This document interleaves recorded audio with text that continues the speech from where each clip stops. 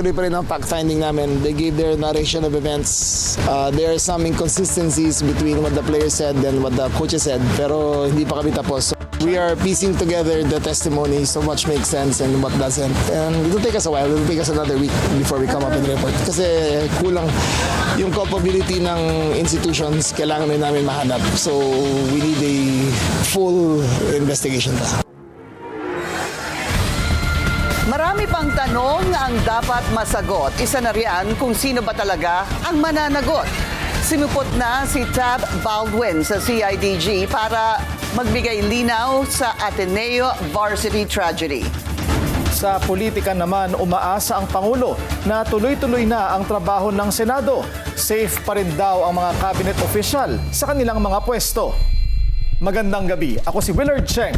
Napapanood tayo sa Free TV Channel 31 at sa Sky Direct. At ako si Pinky Webb. Simulan na natin ang agenda. Mga estudyante ng Ateneo nag-walk out para kay Rene Baterbonia at Divine Adili. Blue Eagle Sam Reyes nakatatanggap daw ng death threats. Resigned coach Tab Baldwin humarap na sa CIDG. Ateneo coaching staff pinagbawalan muna sa UAAP. No cabinet revamp pero PBBM inaming gustong pabalikin sa gobyerno si Benhur Abalos. Exclusive kampo ng Maleta Boys nilinis ang pangalan ni Senador Kiko Pangilinan sa flood control scandal.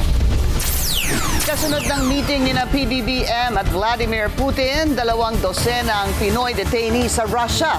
Laya na. Jumbo oil price rollback nakaamba sa susunod na linggo. Presyo ng diesel posibleng bumaba ng halos 10 piso kada litro. At Alex Ayala, pinabagsak ang world number 2 sa Berlin Open. Jordan Clarkson, ibinida ang pagka-Pinoy sa Knicks Parade.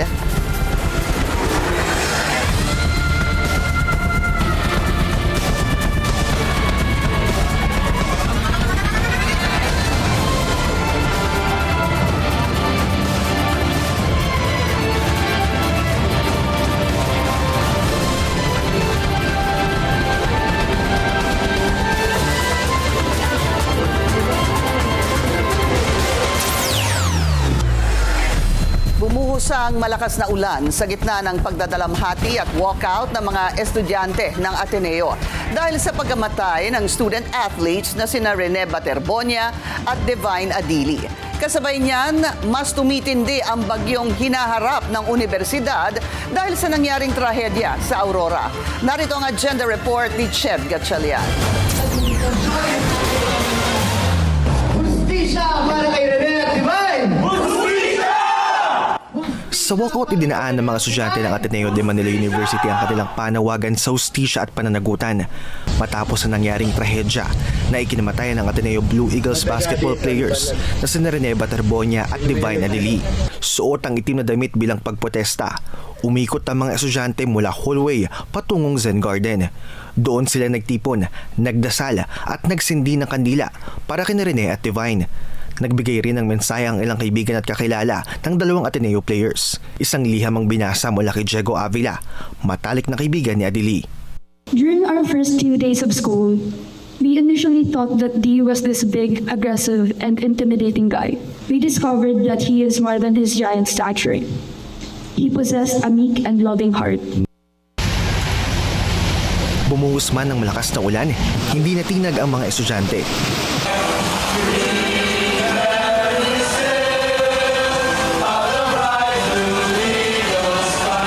Naglabas ng pahayag ang sanggunian ang Ateneo de Manila University Student Council na nanawagan sa school administration na basagin ang katahimikan nito at mas makipag-ugnayan pa sa mga stakeholders para bigyang linaw ang nangyaring trahedya. Dagdag ng konseho, ang kakulangan ng school admin sa pagtugon sa issue ay nakakaapekto na raw sa iba pang mga teammates ni Baterbonia na bagamat traumatized din ay nagiging target pa ng mga kritisismo. Sabi ng presidente ng Ateneo de Manila University Student Council, si Jedrick Romero, dapat magkaroon ng pagbabago. Sa gitna ito ng panawagan ng ilan na bumaban sa pwesto si Ateneo President Father Roberto Bobby Yap. Our call po really is for Ateneo to do better. We really believe that there can be change. So whether it's a change in leadership, kung kailangan man pong baguhin yung mga tao na nakaupo, or kung yung tao mismo na mga nakaupo ngayon from Father Bobby down to the directors. Ang mga graduate naman ngayong araw, nagsuot ng black bands bilang kanilang forma ng protesta. Panawagan ng konseho sa Ateneo Admin, siguraduhin kasama ang mga estudyante at stakeholders sa paggawa ng mga solusyong ikabubuti rin ng mga student athletes ng universidad. Para sa agenda, Ched Gatchalian, Billionaire News Channel. Pumarap na sa CIDG si resigned Ateneo head coach Tab Baldwin. Nakatulong kaya ang kanyang salaysay sa investigasyon sa pagkalunod ni Rene Baterbonia at Divine Adili? Alamin sa agenda report ni Lade Cabagani. May inconsistencies daw na nakita ang mga investigador sa pahayag ng players at coaches. Kaugnay sa pagkalunod nila Rene Baterbonia at Divine Adili. Pasado alas 8 ng umaga nang dumating sa Camp Crame si resigned Ateneo men's basketball head coach Tab Baldwin kasama ang iba pang miyembro ng coaching staff. Layunin ng kanilang pagharap sa PNP CIDG ang magbigay ng kanilang salaysay kaugnay sa team building activity sa Dipakulaw, Aurora kung saan nasawi ang dalawang manlalaro. Tuloy-tuloy pa rin ang fact-finding namin. They gave their narration of events. There are some inconsistencies between what the players said and what the coaches said. Pero hindi pa kami tapos, so wala pa kami magbibigay na comment hanggang matapos lahat to. Kabilang sa mga sinisilip ng CIDG ang calisthenics drills, exposure sa masamang panahon, posibleng brutal treatment at sapilitang physical activities. In the heat of it all kasi, yung nangyari ang lahat.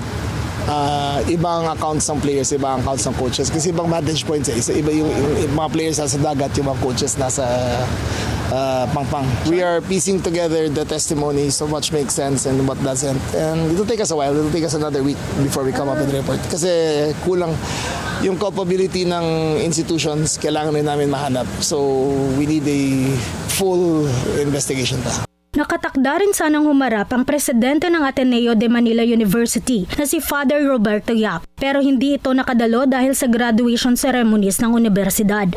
Graduation sa Ateneo ngayon kaya hindi siya makarating, but he is subpoenaed for Thursday next week. Sa ngayon, malaking tulong nila sa investigasyon ang impormasyong nakalap mula sa mga player at pahayag ni Baldwin. Siya ang head coach, head of management. He makes 90% of the executive decisions. So, yung testimony niya ngayon is very important. Inaasahan namang aabot pa ng halos 1 linggo ang investigasyon bago makapaglabas ng final report ang CIDG. Para sa agenda, Lade Cabagani, Billionaire News Channel.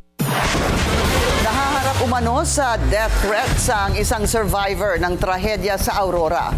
Sa halip naman ng pagbati, sorry ang bungad ni Ateneo President Father Bobby Yap sa university graduates ngayong araw. Narito ang agenda report ni Andrea Salve. Our actions have caused anger, confusion, and deep hurt, and I hear the criticisms, the condemnations, and the insults that have been directed at us. I do not dismiss them. But let me say that I am deeply sorry for the pain they have caused me. Pag-amin sa pagkukulang at paghingi ng kapatawaran, yan ang naging laman ng talumpati ni Ateneo de Manila University President Father Roberto Bobby Yap sa graduation ng batch 2025 to 2026 ngayong araw. Sa gitna pa rin ito ng kinakaharap na dagok ng universidad, kasunod ng team building ng Ateneo men's basketball team sa Aurora kung saan nasawi ang student athletes na sina Rene Baterbonia at Divine Adili. Our intentions were meant for good, but they were inadequate. We are learning the hard way, and we are committed to make things right. Ngayong araw din inaasahang haharap sa NBI Homicide Division si Father Bobby, pero dahil kinailangang dumalo sa graduation, tanging mga abogado lang niya ang sumipot bilang paggalang sa subpoena duces tecum ng ahensya. Ang duces tecum ay para lang sa mga dokumento at records na maaaring makatulong sa sinasagawang investigasyon.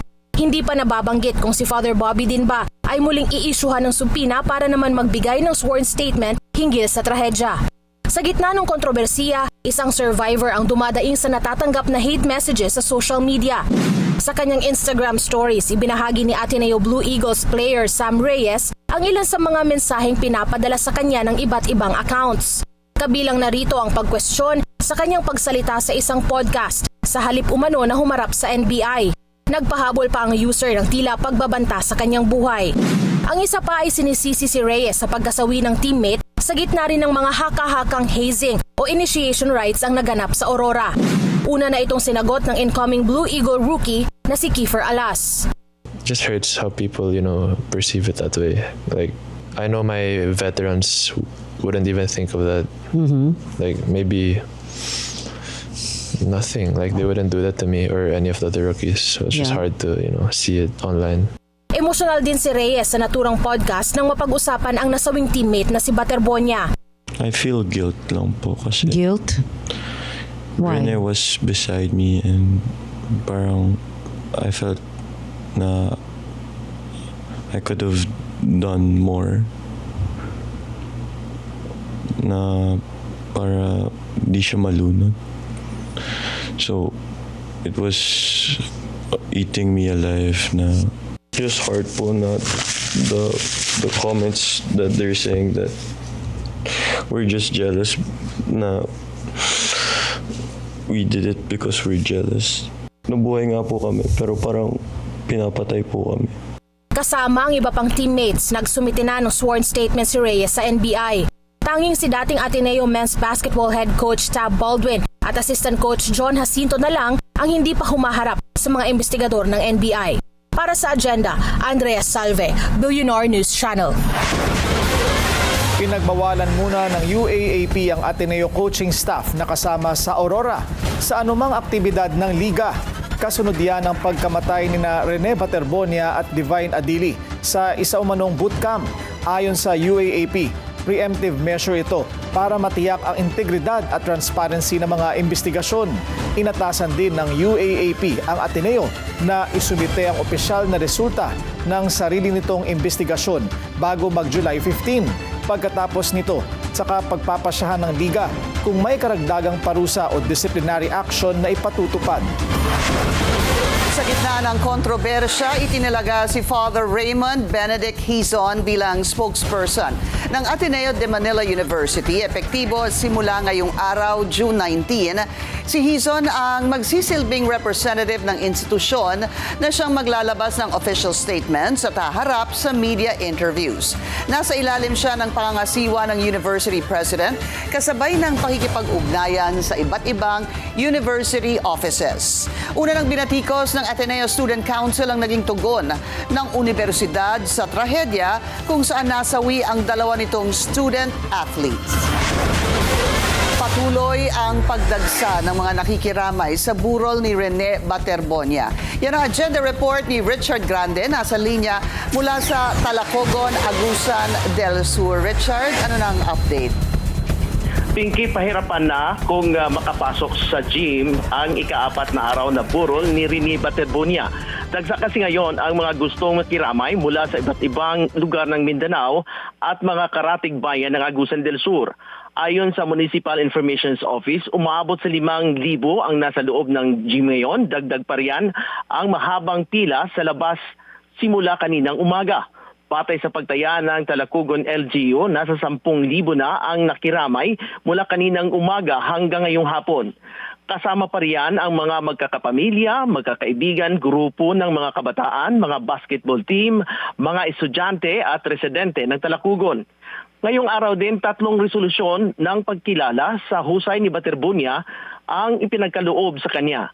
Yan ay mula sa provincial government ng Davao de Oro, lokal na pamahalaan ng San Francisco sa pangunguna ni Vice Mayor Jing Pulvira at mula sa Liga ng Vice Mayor ng Agusan del Sur. Pinky?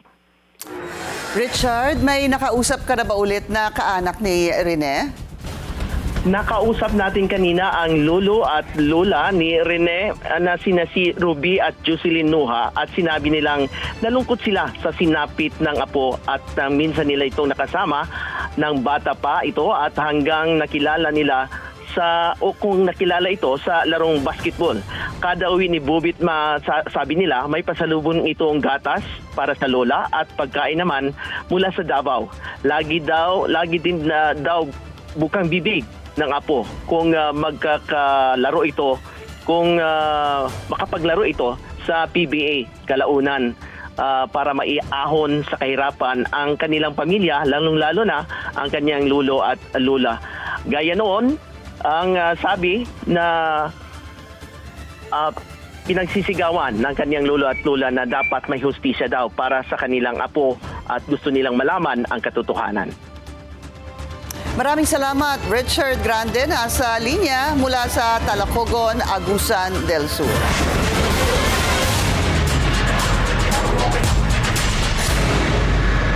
Mariing tinutulan ng civil society groups at ilang individual ang plano ng Senado na italaga si Senador Chis Escudero bilang presiding officer ng impeachment trial ni VP Sara. Sa panahon nila na kailangang ibalik ang tiwala sa kredibilidad at independence ng Senado, kabaligtaran ang mangyayari kung ibibigay kay Escudero ang posisyon. Hindi rin daw sapat ang legal background ng dating SP para tiyakin ang kanyang pagiging patas. Dati nang binatiko si Escudero dahil sa interpretasyon niya sa forthwith sa pag-aksyon sa unang impeachment case ni VP Sara. Nilinaw naman ni Senate President Win Gatchalian na up in the air pa ang plano. I don't want to preempt yung presiding officer discussion. Pag-uusapan pa yan ng mga senators. At under the rules, it's the Senate President who will preside unless the Senate will decide otherwise.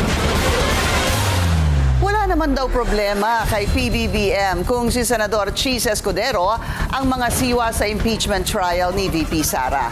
Tiwala rin ng Pangulo na balik trabaho na ang Senado sa ilalim ng bagong SP. Narito ang agenda report ni Joash Malimban. Suportado ni PBBM kung sino man ang italaga ng Senado bilang presiding officer ng impeachment trial ni VP Sara. Kasunod yan ng mga balitang si Senator Chis Escudero ang napipisil para sa posisyon. I will support whoever the Senate chooses. As long as the process that they undertook in making the choice is proper, is legal, is constitutional, then that's fine with me. I will definitely do whatever I can to work together. Inulan man ng kritisismo noong siya ang Senate President sa unang impeachment ni VP Sara, tiwala raw ang Pangulo sa kakayahan ni Escudero. As a matter of fact, the rules that were adopted by the Senate were the rules that Senator Chis wrote during the last year's impeachment, when they were handling the last year's impeachment complaint. So, in terms of his ability to be able to run the trial, I don't think that's in doubt. Ikinatuwa naman ni PBBM ang naging maayos na daloy ng special session ng Senado na opisyal na naghalal kay Senator Win Gatchalian bilang bagong SP. Marami raw kasing legislative work na naantala dahil sa nangyaring leadership dispute sa pagitan ng Cayetano at Gatchalian blocks. Sana naman sa paglagay ni Senator Sherwin bilang SP ay mabalik naman tayo sa normal na patakbo ng Senado, and that they can take care of the business of government, the business of legislation, and all these necessary legislation that we listed to show that our priority. Dagdag pa ng Pangulo, nasa gitna pa rin tayo ng oil crisis sa kabila ng peace deal sa pagitan ng US at Iran. Kaya sana niya mapag-aralan at mapagdiskusyonan ng mga senador ng mabuti ang mga batas na kailangang ipasa para maibsan ang hirap ng mga Pilipino. Para sa agenda, Joash Malimban, Billionaire News Channel. Walang napipintong cabinet revamp. Ito ang inihayag mismo ni PBBM. Kontento raw ang Pangulo at wala siyang plano. Sa ngayon na balasahin ang kanyang gabinete. I think we have a really good group of people in the cabinet right now, and we are working well together. And I don't see the need. I don't see why you keep talking. Why does this subject keep coming up? Sa gitna yan ng ulat na mabibigyan ng bagong pwesto sa gobyerno si dating DILG Secretary Benher Abalos. Isa si Abalos sa mga kandidato ng alyansa ni PBBM na natalo noong 2025 midterm elections. He has been there and he has been helping us in many ways, informally, privately. I wouldn't mind finding a way for him to help us in an official capacity. But to just because we want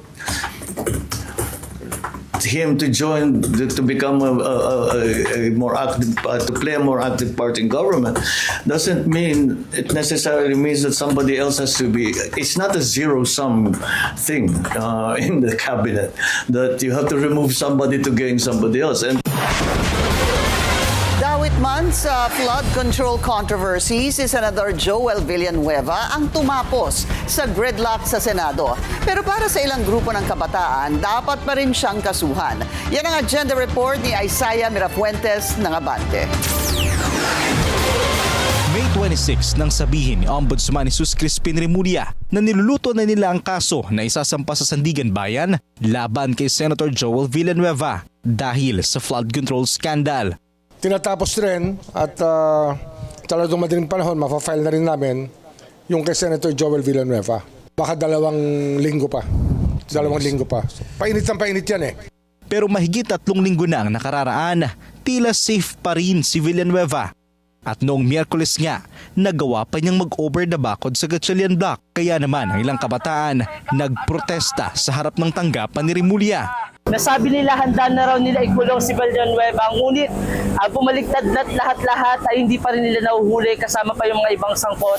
Kine-question ng grupo ang pagtanggap ng Senate majority kay Villanueva at tingin nila may hidden agenda ang Senate shake-up.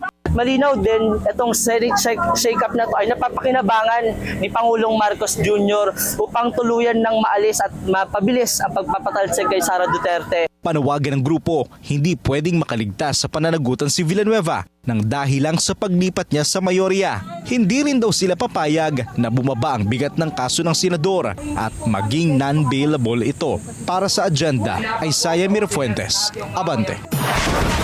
Kasado na ang panibagong kilos protesta ng iba't ibang grupo sa June 28 sa panawagang tugunan ang mga anomalya sa gobyerno.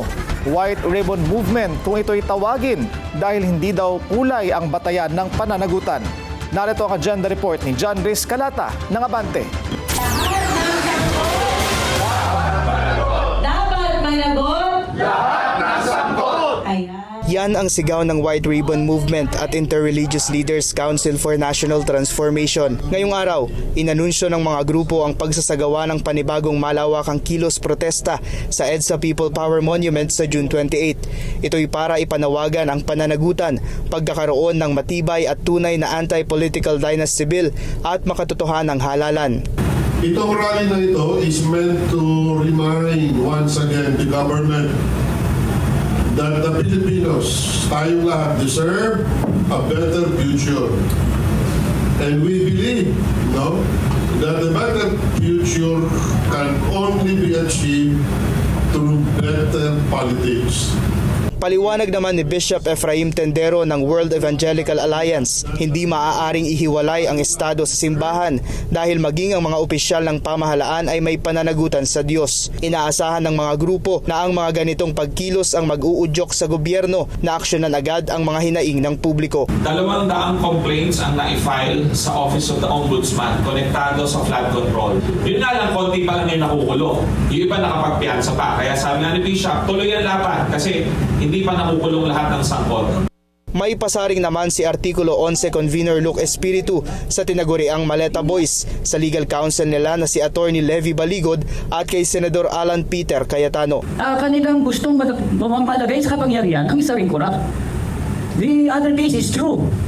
Hindi rin maaari na naglalayo rin ka na singilin si Sara Duterte at ang mga Duterte in general kung hindi mo pangunahan ang paninigil kay Marcos. Iginiit ng mga grupo na wala silang pinapanigang kulay politika kaya white ribbon ang ibinansag nila sa kanilang ilalargang pagkilos. Inaasahan nila na papalo sa 50 grupo at 10,000 individual ang lalahok sa kanilang protesta kontra korupsyon. Para sa agenda, John Riz Calata, Abante. Jumbo oil price rollback nakaamba sa susunod na linggo. At Alex Ayala pinatumba ang world number 2 sa Berlin Open. Susunod yan sa agenda.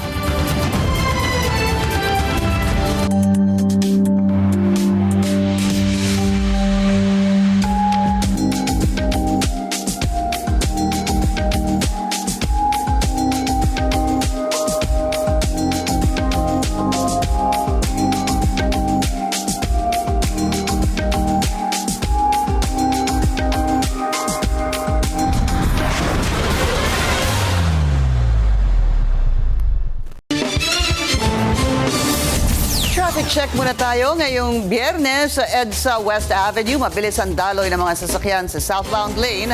Mabagal naman ang northbound lane. Laya at balik Pilipinas na ang 24 na Pinoy na nabiktima ng illegal recruitment sa Russia. Isa lang yan sa bitbit na tagumpay ni PBBM matapos ang kanyang bilateral meeting kay Russian President Vladimir Putin. Ang detalye sa agenda report ni Joash Malimban. Uuwi na sa Pilipinas ngayong araw ang nasa 24 na Pilipino matapos ang 9 na buwang pagkakakulong sa Irkutsk, Russia. Yan ang inilahad ni Pangulong Bongbong Marcos matapos ang naging pagpupulong niya kasama si Russian President Vladimir Putin sa sidelines ng 2026 Russia-ASEAN Commemorative Summit. Ayon kay PBBM, mga biktima umano ng illegal recruitment ang mga natukoy na Pinoy. Hanggang sa ngayon, wala raw kaso ang mga ito kahit na mag-iisang taon na sa detention center. Ayon sa Pangulo, isa ito sa mga tagumpay ng Pilipinas matapos ang bilateral talks nila ni President Putin. Siyempre, respetado natin ang batas ng Russia, respetado natin ang kanilang pamahalaan.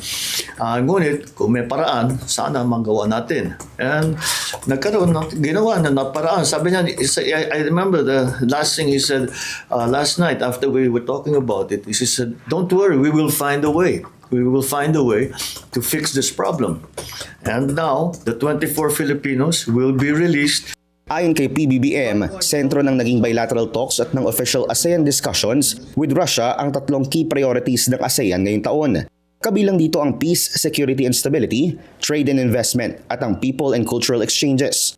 Anya, bagaman wala pang solid deals na nalagdaan, matagumpay na nakapag-usap ang dalawang bansa at iba pang ASEAN countries sa kung paano magiging takbo ng kooperasyon nito para sa mga susunod na taon. Buo rin daw ang suporta ng Marcos Jr. administration sa ilang hakbang para mapalakas ang turismo sa pagitan ng Russia at Pilipinas. Kabilang na dyan ang pagkakaroon ng direct flights ng Siberian Airlines patungong Maynila o Cebu at ng posibilidad ng isang visa-free entry system. In those what arrangements that we have made with Russia have been quite, I use the term ad hoc.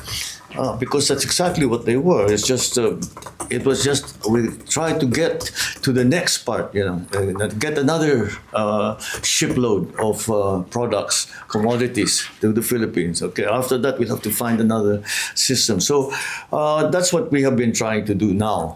Paninindigan ni President Putin, handa itong patuloy na tumulong bilang dialogue partner ng ASEAN. Sa naging joint press statement nila na PBBM, inilahad ng Russian President ang ilang mga hakbang para mapatatag ang kooperasyon ng Russia sa rehiyon. Kabilang dito ang assistance sa isyu ng transportasyon at artificial intelligence at ang pagtatanggal ng masyadong mahabang bureaucratic processes pagdating sa kalakalan. Handa rin daw nitong pagtuunan ng pansin ang pagpapatatag ng regional stability lalo na kontra-terorismo at cybercrimes. Bagaman sarado raw ang Russia sa ilang world issues dahil sa rising geopolitical tensions, paninindigan nito, suportado nila ang anumang uri ng kapayapaan tulad na lang ng peace deal na nilagdaan ng Iran at Estados Unidos. Para sa agenda, Joash Malimban, Billionaire News Channel. 5 cargo companies pa ang kinasuhan ng Bureau of Customs matapos abandonahin ang libu-libong balikbayan boxes na pinaghirapan ng mga OFW. Ang detalye sa agenda report ni Ched Gatchalian. Naghain na ikalawang batch ng criminal charges ang Bureau of Customs laban sa 5 cargo forwarding firms na kasama sa mga kumpanyang nasa likod ng abandonadong balikbayan boxes. Maharap sila sa paglabag sa Customs Modernization and Tariff Act. Sabi ni BOC Commissioner Ariel Nepomuceno, patuloy ang pagdulog nila sa DOJ para sa mga OFW na pinaka-apektado ng peking cargo operations. Pag napakinggan niyo yung kanilang mga kwento, ilang buwan nilang iniipon itong mga boxes na to. Nagtatabi sila sa kanilang mga sweldo na hindi naman napakalaki. Nalaman ko hindi ganun kalaki ang sweldo ng ating mga kababayan doon. Ano? Dahil sa 5 kumpanya na inireklamo ng BOC, nasa 3,000 abandoned boxes na daw ang natenga sa mga pantalan. Hindi rin daw bayad ang port charges at iba pang logistics costs. Ayon kay Nepomuceno, ang kabuang nagastos ng mga OFW nasa 20 million pesos. But eventually, may isasampa pa kaming kaso sa kanila. Again, sa tulong yan ng Department of Justice, sasampahan natin yan ng large-scale estafa with, hopefully, isama natin yung cybercrime. Umabot sa 42,000 ang kabuang bilang ng balikbayan boxes na pinabayaan at iniwan lamang sa mga port ng 11 cargo companies na hinahabol ng BOC. Napadala na raw ng ahensya ang karamihan sa mga yan at 1,000 na lang ng mga boxes ang natitira. Kasama ng BOC ang OFW na si Loreline mula sa Saudi Arabia. Isa raw siya sa mga biktima ng McCarthy Cargo Express. Nauna nang sinampahan ng kaso ng BOC. Nasa 50,000 daw ang halaga ng laman ng balikbayan box niya.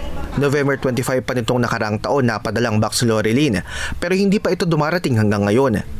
Isa rin po ako sa nasunugan sa Parañaque. So desperate po ako na makuha ko rin po yung box ko kasi wala po akong kagamit-gamit. Mostly ang laman po nun is for my mother na may hypertension na pwedeng makahelp po sa kanya kasi mas magandang klase po yung mga nandun. 3 pa raw na kumpanya ang nakatakdang sampahan ng kaso ng BOC. Para sa Agenda, Ched Gatchalian, Billionaire News Channel. Good news naman sa ating mga motorista. Asahan ng isang jumbo oil price rollback sa susunod na linggo. Posibleng halos 10 piso kada litro ang tapyas sa presyo ng diesel.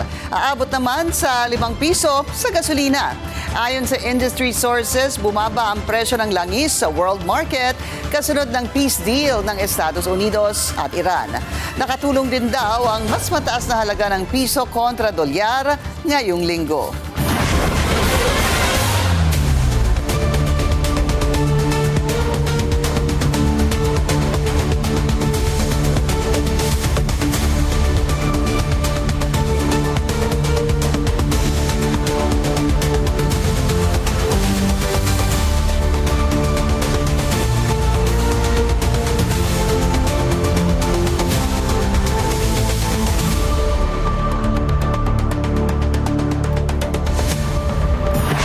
Another tough test awaits Pinay tennis superstar Alex Ayala. Makakaharap niya ang world number 8 sa quarterfinals ng Berlin Open. Bago ito, pinadapa ni Ayala ang world number 2. Narito ang agenda report ni Zuz Valdez ng Abante. Isa sa pinakamatagumpay na coach sa kasaysayan ng PBA ang huling nagbigay ng papuri kay Alex Ayala para kay Team Cone. Hindi pa sapat ang pagkilala na nakuha ng Filipina tennis sensation sa kabila ng mga nagagawa nito sa international stage. Umani ng papuri mula kay Cone sa Ayala matapos magtala ng isa na namang malaking upset sa Berlin Tennis Open. Pinatumba ng 21-year-old na si Ayala ang world number 2 na si Elina Rybakina sa dalawang set, 7-5, 6-4 para makapasok sa quarterfinals ng prestiyosong WTA 500 tournament. Muling ipinakita ni Ayala ang kanyang tapang at kalmadong paglalaro sa mga kritikal na sandali ng laban kay Rybakina. Bago talunin ng world number 2, pinatumba rin ni Ayala ang reigning Queen's Club champion na si Donna Vekic sa parehong score na 7-5, 6-4. Kasunod ito ng kanyang pag-abante sa kampyonato sa Birmingham Open at pag-abot sa round of 16 ng Queen's Club Championships. Naitali rin niya ang ikalimang panalo laban sa isang top 10 player sa kanyang batang karera. Hindi naman natatapos ang hamon para sa Filipina star. Sunod niya makakaharap ang world number 8 na si Elina Svitolina sa quarterfinals kung saan nakataya ang spot sa semifinals. Para sa Agenda, Zuz Valdez, Abante. From one Pinoy pride to another, basketball star Jordan Clarkson proudly waved the Philippine flag sa star-studded ticker tape parade for the New York Knicks. Dinagsa ng fans ang event which was held all throughout Lower Manhattan at nagtapos sa City Hall. spotted ang no-Knicks supporters tulad ni Ben Stiller, Timothy Chalamet at Tracy Morgan. Pinorform naman ni Alicia Keys ang kanyang hit song na Empire State of Mind. The Knicks recently clinched their first ever NBA championship in 53 years after a Game 5 victory over the San Antonio Spurs. Bilang isa pang pagpugay, Mayor Zoran Mamdani presented the players with keys to the city. The Knicks did not just win for New York City, they won like New York City. What is New York if not your back up against the wall? A dream that feels just out of reach, a rent payment you don't know how you'll ever make. This is our city. This is our team. For 53 years we watched. For 53 years we waited. Now we've won. Exclusive. Kampo ng Maleta Boys, nilinis ang pangalan ni Senador Kiko Pangilinan sa flood control scandal. At Pia Wurtzbach Johnsy, rumampa para sa Bulgari. Susunod yan sa agenda.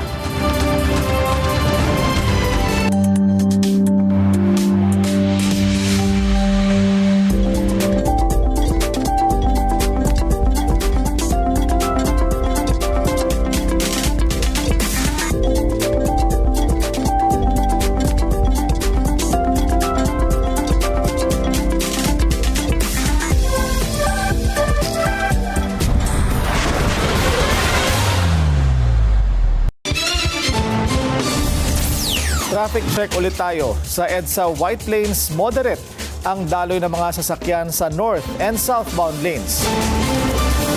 Ipagpasa Diyos na lang. Ito ang pahayag ni Senador Bongo matapos umugong ang balitang may ICC warrant of arrest na laban sa kanya bilang co-perpetrator umano sa madugong war on drugs ni FPRRD.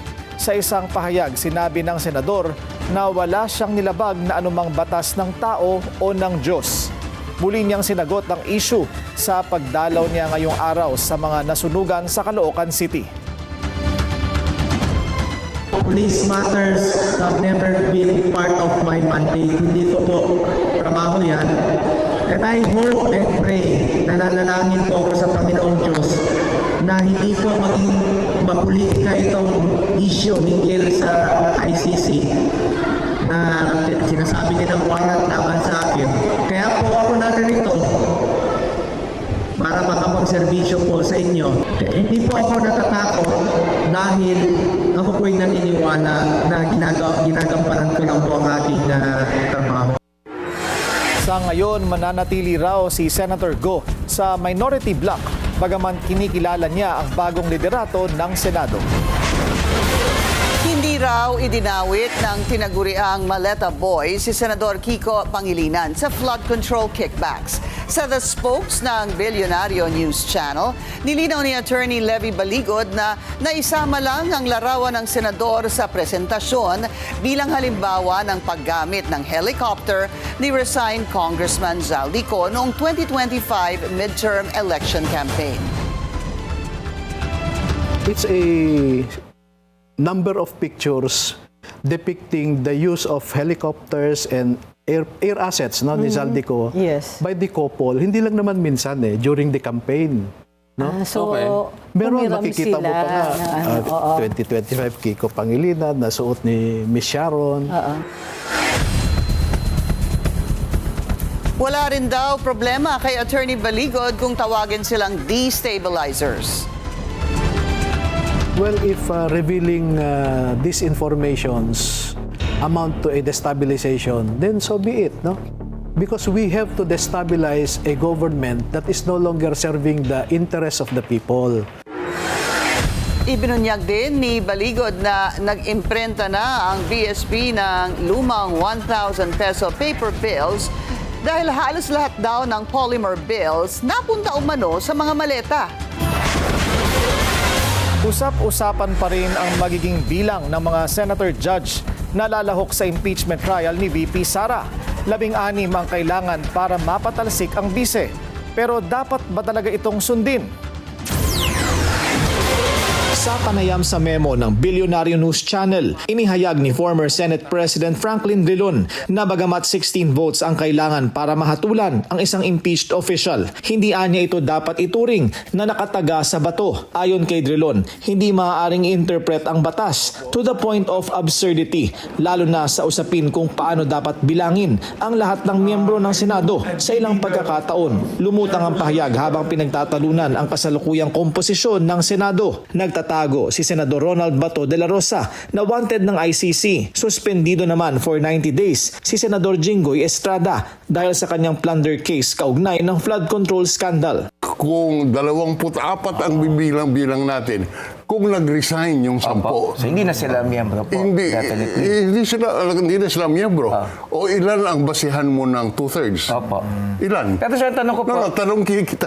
Ilan ba ang anong numero ang pagbabasihan mo kung sa 24 nag-resign ng 10, namatay, etc. So ang naiiwan, yung matitira na lang po. Yung matitira. So ang 2/3, babasihan mo dun sa natira.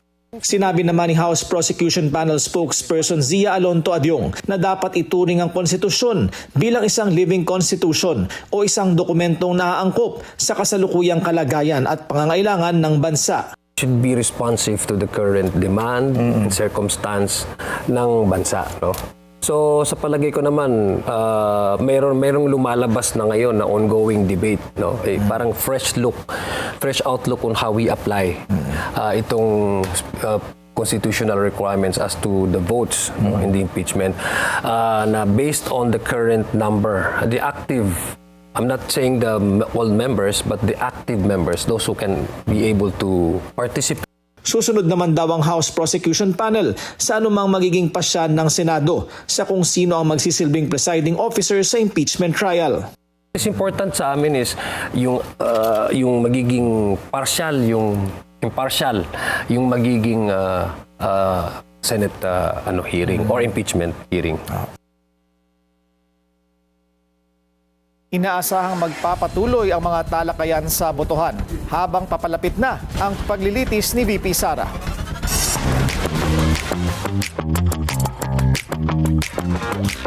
Celeste Cortesi and tech millionaire Jonathan Sterling are telling it all. The two will release an 8-part docu-series titled Celeste Unscripted. Tungkol daw ito sa life ng beauty queen after Miss Universe Philippines, kabilang ang recent controversy about their love life. Iniintrigang hiwalay na ang dalawa just 2 months after in-announce na buntis si Celeste. Pinagpalit umano siya ni Jonathan sa fellow beauty queen na si Bianca Manalo, a claim that Bianca's talent agency has denied. What is the status between you and Johnny? Why are you and Celeste willing to open up your lives? I'd rather they see it for themselves than hear it secondhand from somebody else who doesn't know and a bunch of rumors spread. In an Instagram story earlier this Friday, Celeste also posted a picture of them two giving a glimpse of their parenting preps. She wrote, "Baby has officially more clothes than mama." No word yet kung kailan ilalabas ang kanilang docu-series. Rumampa na naman si Miss Universe 2015 Pia Wurtzbach-Johnsy, but this time for Bulgari. Nasa Singapore ang beauty queen for the luxury brand's high jewelry trunk show and gala dinner. Memorable night ito para kay Pia dahil first time niya raw to walk for Bulgari. She made history back in 2024 nang maging first Filipino brand ambassador and friend of the house ng iconic Italian brand. She joins the ranks of other A-listers such as Anne Hathaway, Zendaya, and Priyanka Chopra. Bigger, bolder, and more beautiful. Yan ang mga aasahan sa Season 22 ng Project Runway. Inilabas na ang trailer for what is dubbed as the show's biggest season ever. 22 designers kasi ang magko-compete, including Fil-Am Miss Universe 2022 Arbany Gabriel. Hindi lang siya ang aabangang Pinoy this competition dahil magiging model naman ang winner ng last season na si VJ Floresca. Isa pang magbabalik sa Project Runway si supermodel Tyra Banks, who was announced as a recurring judge. Kumakailan lang, Tyra filed a defamation lawsuit against Netflix for her documentary called Reality Check Inside America's Next Top Model. Project Runway Season 22 premieres on Hulu, Disney Plus, and Freeform on July 9th. Ilang estudyante sa primary school sa Japan sugatan sa sunog. At Kate Blanchett magtuturo sa University of Oxford. Susunod yan sa agenda.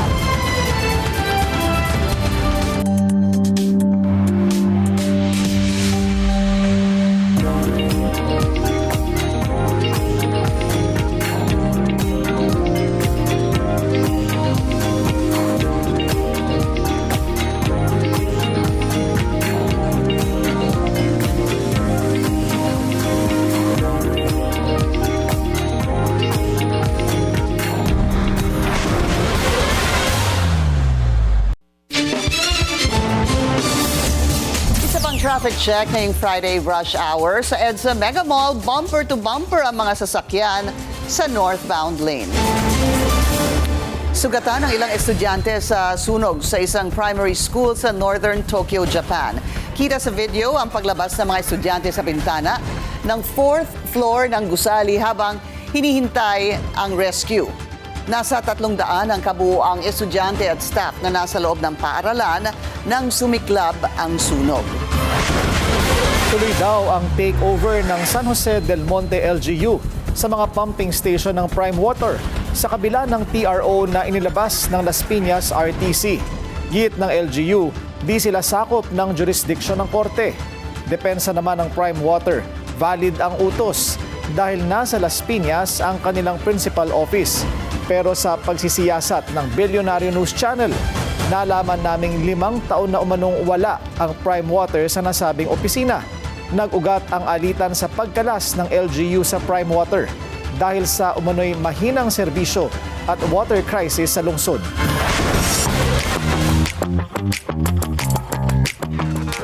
Kate Blanchett is entering her professor era. Magtuturo ang Oscar-winning actress sa University of Oxford throughout the 2026 to 2027 academic year. She will teach contemporary theater sa St. Catherine's College. Looking forward daw siya to begin her new role. Para kay Kate, electrifying opportunity ito to be in direct, robust creative dialogue with the next generation of thinkers and creative doers. 1990 nang na-establish ang visiting professorship with previous incumbents including Ian McKellen and Diana Rigg. Star-studded ang grand opening ng Obama Presidential Center. Present sa event ang international superstars tulad nina Tom Hanks, Oprah Winfrey, and Jennifer Hudson. Nag-perform din sina Bruce Springsteen, Stevie Wonder, John Legend, and Christina Aguilera. Also spotted ang ilang kasamahan sa politika nina former U.S. President Barack Obama. Kabilang dito sina Joe Biden, Justin Trudeau, and Angela Merkel. The Obama Presidential Center is located in Chicago at merong various facilities such as playground, concert hall, and a massive basketball court. It opens to the public this Friday. We designed the center not to be some lifeless mausoleum. I am too young for that. Not just a place to see Michelle's dresses, although I understand that will be the top attraction. We wanted it to be a vibrant, living celebration of community, where we can learn together and share the joys of art and music and sport and play. Helen Mirren leads a birthday tribute for King Charles. Nangyari ito during a reception sa residence ng British ambassador in Rome. The Oscar-winning star asked the audience to sing happy birthday para sa monarch. Sumali pa siya mismo sa pagkanta which was made in Italian. During the event, the actress also received the inaugural UK-Italy Great Award. The recognition honors people who help strengthen ties between the two countries. Personally very, very against Brexit, and I think it was a tragedy. But I think the more we make relationships with European countries, the better. And this is a very, very small way of doing just that. Canada nasungkit ang kauna-unahang panalo sa World Cup. At Austin Powers 4, kinumpirma ni Mike Myers. Susunod yan sa agenda.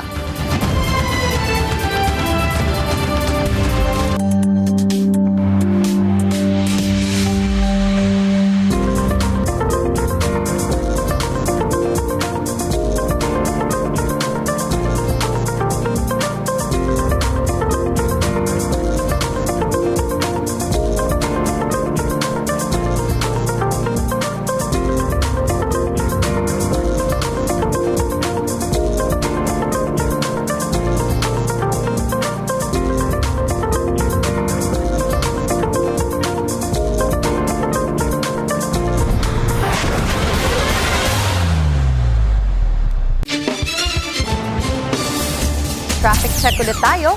Sa EDSA Guadalupe, mabagal ang daloy ng mga sasakyan sa north and southbound lane. Canada makes history. Nilampaso nito ang Qatar sa score na 6-0 para masungkit ang kauna-unahang World Cup victory. Kaya naman nagdiwang ang fans ng koponan sa labas ng BC Place Stadium sa Vancouver. Best international game Canada's ever played. Spectacular start to finish. We flew in today from Calgary, spend the day in Vancouver, watch the game. Best day ever. Oh, it's absolutely fantastic to be a part of Canadian men's soccer history and our first win, especially in the beautiful city of Vancouver. And to win 6-0 against a good Qatar side that tied Switzerland is fantastic. Nasa tuktok ngayon ng Group B ang Canada dahil sa kanilang panalo. Sunod nilang makakalaban ang Switzerland sa June 24. From 50,000 to over 10 million followers real quick. Instant superstar si Cape Verde goalkeeper Vozinha after his team's World Cup debut. Malaki ang naging papel ni Vozinha sa kanilang impressive 0-0 draw against world number 2 and European powerhouse Spain. Bago ang laro, nasa 50,000 pa lang ang IG followers ng atleta. Less than 24 hours after, nasurpass na niya sina NBA superstar Victor Wembanyama and NFL quarterback Patrick Mahomes, who both have more than 6 million. As of this writing, nasa 14 million na ang followers ni Vozinha. Golf is getting a high-tech upgrade sa Pilipinas. Sa Mandaluyong, matatagpuan ang isang next-generation indoor golf at multi-sports destination. Silipin natin sa Agenda Report ni Sheila Salaysay. Ito ang Break 100 Indoor Golf and Multi-Sports sa Wakwak Golf and Country Club Sports Center. Isang facility naglalayong maghatid ng bagong paraan para ma-enjoy ang golf at sports lifestyle sa bansa. Golf used to be, for the oldies. That was the misconception maybe 5 years ago before the pandemic. So now bringing in technology into the golf aspect, you see now people who don't know anything about golf find the sport pretty cool. Iba't ibang software, different features, and game experience. This is more than a golf facility. It's an avenue for them to bond with their friends, drink, have fun. So it's really bringing this whole concept into golf that is not just I'm a serious golfer, so to say. We want to make sure that more people would have access to the game of golf through the branches that we do put up, and also have that space of, they feel like home here at Break 100. Isa sa mga pinaka-exciting na feature nito ang AI-powered swing analysis system na kayang suriin ang swing ng isang manlalaro sa real time. Sa loob lamang ng ilang segundo, makakakuha agad ng feedback at insights na makakatulong para mapaganda ang technique, precision at consistency. At para sa mga golf enthusiasts na may dream course bucket list, may special ding experience ang Break 100. Tampok dito ang Full Swing Pro Series Simulator na nagbibigay ng pagkakataong maranasan ang ilan sa mga pinaka-iconic na golf courses sa mundo na madalas makita sa PGA Tour, mula sa TPC Sawgrass hanggang sa legendary na St. Andrews. Hindi lang golf ang pwedeng subukan dito. Tampok din ang multi-sport simulator, basketball, soccer, bowling, pati na rin ang iba't ibang shooting challenges at carnival-style games. Isa rin sa mga standout features ng Break 100 ang kauna-unahang Big Tilt Wave Putting Simulator sa Pilipinas. Gamit ang moving terrain technology, nagagaya nito ang actual conditions ng isang golf green mula sa iba't ibang slopes hanggang sa uphill at downhill elevations. Dahil dito, mas realistic at immersive ang putting experience na para bang nasa totoong golf course ka. Dito sa Break 100, kakaiba ang vibe ng golf. Isang interactive at high-tech experience na swak sa iba't ibang henerasyon. This is where traditional game meets modern technology. Para sa agenda, Sheila Salaysay, Billionaire News Channel. Update naman tayo sa lagay ng panahon mula sa ating ka-weather BNC resident meteorologist Benison Estareja. Benison, kumusta naman ngayong Biyernes ang Dinagat Islands? Willard, nag-iisang ganap na bagyo na ang low-pressure area sa labas ng Philippine Area of Responsibility kaninang madaling araw. Habang dito naman sa Dinagat Islands, minsan maulap pa rin ang kalangitan at may tsansa pa rin po ng mga isolated na ulan. Kanina po nga alas 3 ng hapon ay huling namataan ang Tropical Depression sa may Dagat Pasipiko at 1,735 kilometers silangan ng Visayas. Taglay nito ang hangin na 55 kilometers per hour malapit sa gitna at pagbugso hanggang 70 kilometers per hour. Ayon sa latest track ng Pag-asa, lalakas pa ang bagyo bilang severe tropical storm ngayong Sabado ng gabi bago pumasok ng PAR Linggo ng umaga bilang isang typhoon naman. Sa pagpasok nito, tatawagin po itong bagyong Francisco o yung magiging pang-anim na bagyo for 2026 at pangalawa naman for the month June. Mula Linggo naman hanggang Miyerkules, kikilos ang bagyo pahilagang kanluran sa direksyon ng Northern Luzon. Bagamat maliit ang tsansa ng landfall sa ngayon, posible po na maramdaman sa Batanes at Cagayan ang malalakas na ulan at hangin dulot mismo ng bagyong Francisco by middle of next week. Habang posible rin ito magpalakas ng hangin habagat na siya magdadala naman ng ulan sa kanlurang parte ng bansa simula sa Linggo. Kaya ka-weather, manatili po makika-airport sa sili, magpagpagha at pagtukob ng nagpa. Sa weather forecast sa Pag-asa ngayong weekend, maaraw sa malaking bahagi po ng Luzon sa umaga, maliban sa mga may hinang ulan dito po sa may Quezon at Camarines Norte. At pagsapit naman po ng Sabado ng hapon at gabi, meron pa rin aasahang mga isolated thunderstorms sa may Ilocos Region, Abra at Benguet. Pagsapit naman ng Linggo, sa umaga hanggang sa hapon, posible naman ang mga isolated thunderstorms sa Calabarzon, Marinduque at Metro Manila at for the rest of Luzon, partly cloudy skies at minsan maaraw pa rin ang kalangitan. Pero pagsapit po ng early evening hanggang sa gabi na po yan, may chance pa rin ng mga isolated thunderstorms lalo na sa La Union, Benguet, Central Luzon at halos buong Southern Luzon at Metro Manila. Kaya ka-weather, magdala pa rin po ng payong kung kinakailangan. Sa Palawan po, Visayas at Mindanao, pinakamulan sa araw ng Sabado, dito po sa may Eastern Samar, Southern Leyte, dito rin sa may Dinagat Islands, Surigao del Norte at Surigao del Sur, habang natitirang bahagi, partly cloudy skies at minsan umaaraw pa naman ang kalangitan. Pagsapit po ng hapon hanggang gabi, may tsansa na rin po ng mga pagulan at mga localized thunderstorms dito po sa may bahagi ng Palawan, gayon din sa may Northern Mindanao, Zamboanga Peninsula, buong Caraga region na Negros Island region, Bohol, at mag-ingat pa rin po sa banta ng mga pagbaha at pagguho ng lupa dahil minsan lumalakas po ito at araw-araw na po na nagkakaroon halos sa mga isolated thunderstorms. Then pagsapit po ng Linggo, pinakamaulan sa umaga dito po sa Zamboanga Peninsula, Basilan, southern portion ng Negros Oriental at sa Linggo ng hapon at gabi dahil po sa hanging habagat or southwest monsoon na unti-unti na pinalalakas nitong tropical cyclone po na tatawagin natin bagyong Francisco. May tsansa po ng kalat-kalat ng ulan sa Palawan, Western Visayas, Negros Island Region, Zamboanga Peninsula, Bangsamoro Region at Northern Mindanao. Kaya ka-weather, inuulit natin, mag-ingat pa rin po sa banta ng mga pagbaha at pagguho ng lupa.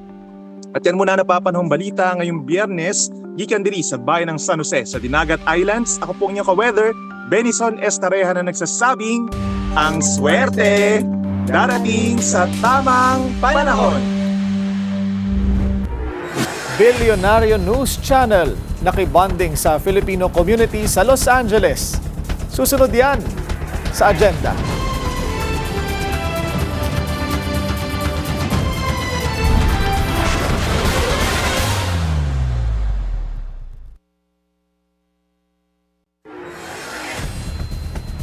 Naki-bonding ang Billionaire News Channel sa Filipino community sa Los Angeles. Bahagi pa rin yan ng ating mission to expand sa North America. Narito ang agenda report ni U.S. correspondent Steve Angeles. Matapos ang matagumpay na final leg ng Billionario News Channel North American Caravan sa Island Pacific Supermarket sa Los Angeles. Sumakay ang BNC anchor na si Karina Sanchez Rojas sa isang jeepney kasama ang ilang PhilAm grupos tulad ng Filipino Worker Center at umikot sila sa historic Filipino town habang may nakasunod mga tricycle. It's always fun having events and, seeing everybody happy and smiling, taking photos and all that. So it's always fun. On a jeep, taking a nice little tour towards historic Filipino town, the Billionario team. It's nice to actually show them a piece of the community that I've been covering for so long with my friend Kuya Ryan. Hi. Saan tayo pupunta, Kuya? We're going to historic Filipino town at Gateway. That gateway gives us a sense of belongingness. So that gateway is very important, especially Filipinos in LA community area. May kalihating milyong mga Pilipino ang nakitira sa Greater Los Angeles region at kitang-kita ang kanilang Pinoy pride. Okay, historic Filipino town, here we come, palakpakan naman! Malapit sa gateway, makikita ang isang mural na nagpapakita ng history ng Global Filipino. Ang Gintong Kasaysayan, Gintong Pamana mural sa Unidad Park. Ang ganda naman, isang buong mural. Just about, what is that, Filipino history? This is the biggest mural here in Los Angeles and here in Southern California of Philippine history and heritage. So mula dun sa pinakatulo, from the left, it depicts yung ating culture at history mula sa pre-colonial times pa, before the Spaniards came to the Philippines, and up to present times. Bumati si Karina sa mga local Pinoy sa isang shopping plaza kung saan sila nanood ng BNC. Laking sorpresa ni Karina nang makita niyan kanyang dating classmate nung grade school na ngayon doktora na sa Los Angeles area. Oh my God! Classmate kami! Mercedes Tolentino! Oh my God! Last of that! Napakagandang alaala itong jeepney ride para sa mga PhilAms. At excited na sila para sa launch ng BNC North American News Bureau para patuloy na makita ang mga kababayan sa iba't ibang bahagi ng mundo ang mga kaganapan sa historic Filipino town. Para sa agenda, Steve Angeles, Billionario News Channel, Los Angeles.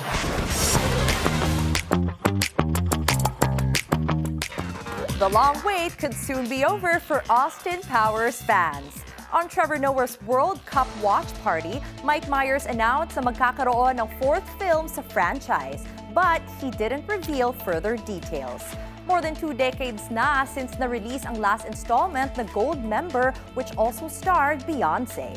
The first film, Austin Powers International Man of Mystery, was released back in 1997 and became a cultural phenomenon. Posible rin umanong i-reprise ni Jim Carrey ang kanyang famous role na The Grinch. Multiple reports say binubuo na ang sequel sa 2000 smash hit na How the Grinch Stole Christmas. Bukod kay Carrey, in talks din si Ron Howard na bumalik as director. The previous film was a massive success sa box office, earning a whopping $351 million in revenue. Naging matagumpay din ang animated movie na The Grinch noong 2018. A father accused of murdering his own son sets out a desperate rescue mission after learning that the boy may still be alive. Ito ang gripping plot ng bagong Netflix thriller series na I Will Find You. Ang detalye sa Agenda Report ni Manny the Movie Guy. It's fast-paced, addictive, with jaw-dropping twists. Harlan Coben's I Will Find You could be your next binge-watch obsession. Okay. Si Sam Worthington ay si David Burrows, a man serving a life sentence for a crime he didn't commit. The life sentence for killing my little boy. But clearing his name isn't even the point. Gusto niyang mahanap ang kanyang anak. Hi guys! I sat down with the stars and creators para malaman ko what makes this one impossible to turn off. It's been too long. First up, Sam Worthington and Britt Lauer. I think that's the whole point of the series, is that it's about finding forgiveness and finding a glimmer of life amongst such, a dark moment in both the characters' lives. When did you decide to break out of prison? Lauer stars as Rachel, David's sister-in-law, a journalist who stumbles into the story and suddenly finds herself inside it. She's on the other side of the notebook and she's inside of the story. They're on the run together. What sets this series apart is what it refuses to do. Walang slow burn romance, walang typical fugitive cliches. Just two people with an unspoken bond and a chemistry you can't fake.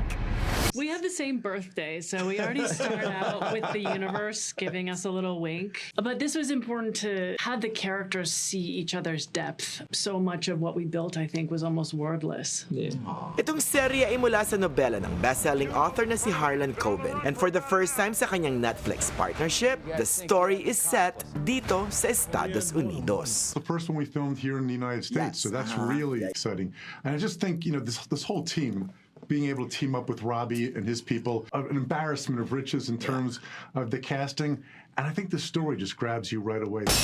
Showrunner Robert Hall made a bold structural change, transforming the novel's parallel storylines into a true two-hander with David and Rachel side by side throughout the chase. All right, what do we want to do? How do we want to shake things up? And one of the things we thought about was, in the novel, there are a little bit more separate storylines. And we thought, let's put them together. What would happen if this is a true two-hander? Just like that. On the other side of the chase, Logan Browning as fierce FBI agent Sarah Greer and Shai McBride as her steady, unflappable partner Max Williams. I never knew. The most fun you have is trying to figure it out before it gets to you. And at its core, the show is really about something every viewer can relate to. I think family resonates with everyone. Yeah. And every family, like it or not, does have a secret. It's about a family's love of each other and what they'll do to protect each other. If your family can bond together and binge all 8, you're going to have a good time with this kind of suspense. Couldn't have said it better myself. Para sa Billionario News Channel, Manny the Movie Guy, Hollywood. You can't please everyone. Ito ang giit ni Dolly De Leon sa exclusive interview on Billionario News Channel's The Daily Dish. Inamin ng Golden Globe and BAFTA-nominated actress that she feels more appreciated abroad than here in the Philippines. But hindi raw bothered si De Leon. They don't have to like me as a personality or as a person, as long as they believe the stories. Because at the end of the day, my job is an actor. I'm an actor. I'm not a celebrity.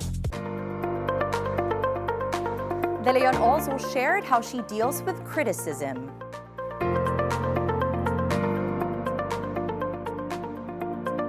I don't really look at negative comments as much as possible, especially because they don't even really know me. So what matters to me are the comments of my friends and loved ones, my children especially.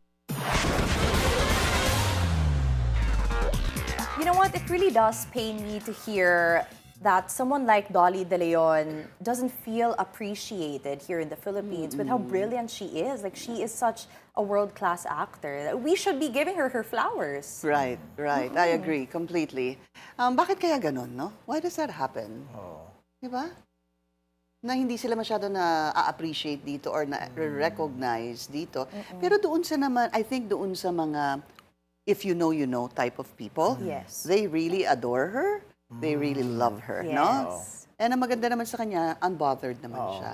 Tapos kapag hinihintay ng marami na ma-appreciate sa ibang bansa bago sila ma-appreciate dito sa Pilipinas. Oo, nangyayari talaga yan. Yun, colonial mentality ba yun? Kailangan pa ng affirmation mula sa mga former colonial masters, di ba? Ng Pilipinas. Pero let's recognize somebody very, very special to tennis, to the Filipino people, Alex Ayala. Again, congratulations to you, Alex.